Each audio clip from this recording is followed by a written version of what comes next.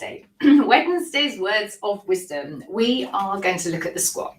So I always come on just after I finish classes and I look like a complete wreck. Maybe I should do this before I teach a class.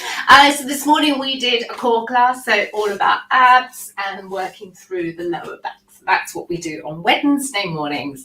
So today I want to talk to you about the squat.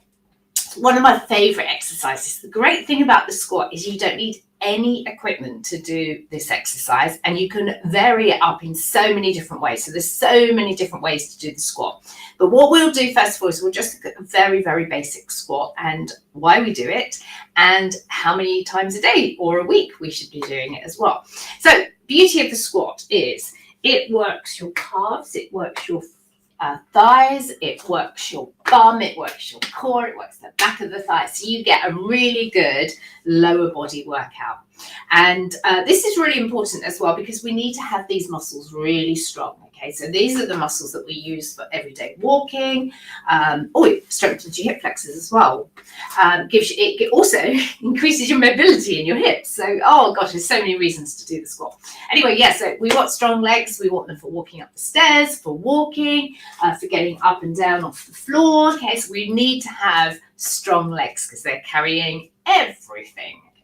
So let's just think about the squat to start with. So before you do your daily squats, you're obviously going to warm up a little bit. So just a little bit of leg lifts, okay, out to the side. Maybe you could bring them back in, little kicks. So just kind of get everything a bit warmed up before you start.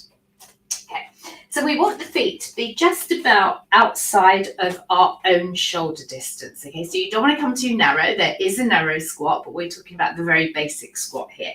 So just outside.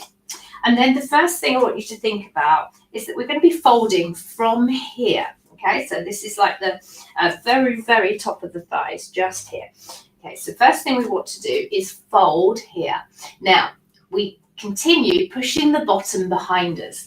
The weight is now transferred onto the heels. So you can see I can actually lift my toes because my weight is all in here. So we don't want the weight in the toes. And the reason we don't want the weight in the toes is once you put the weight into the toes, your knees are going to start coming forward. So now I'm leading with my knees and you can see that my knees are over my toes. Okay, so hinge and bend from here. Keep that bum sticking out behind you as you come down.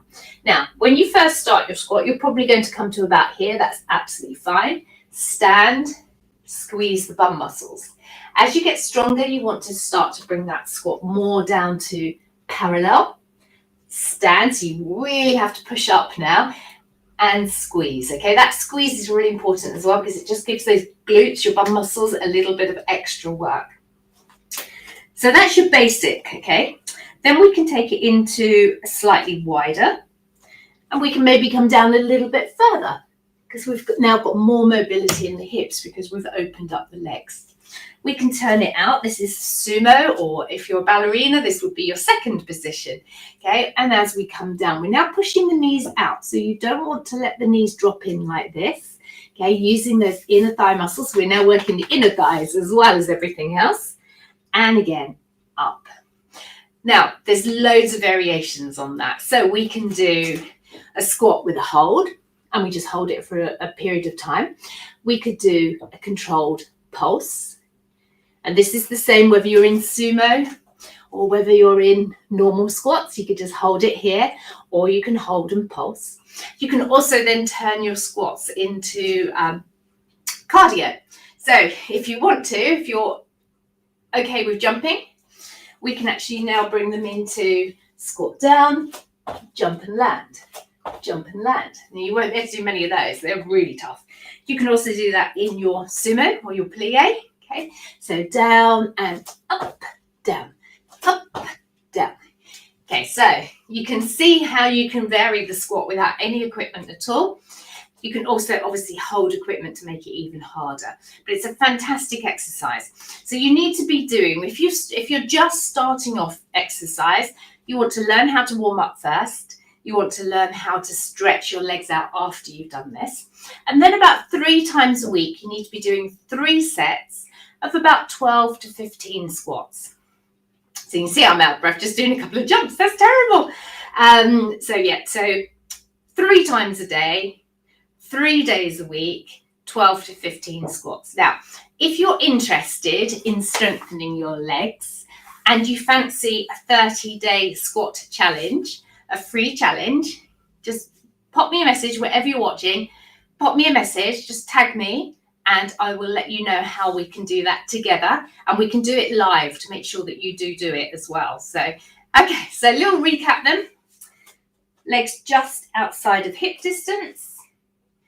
Fold, push the bottom back. Think bottom back, bottom back, bottom back. Weight shifts into the heels. Toes can lift. Okay, obviously, if you've got trainers on, that's going to be really hard. But you can just test if you haven't got trainers on. Looking straight forward, don't look down to the floor, look straight ahead of you. Come a little bit lower if you can, and then push up, push up, push up, push up, push up, and end it with a squeeze. There you go, that's your squat. Have a fantastic day, guys, and I will see you soon. Bye.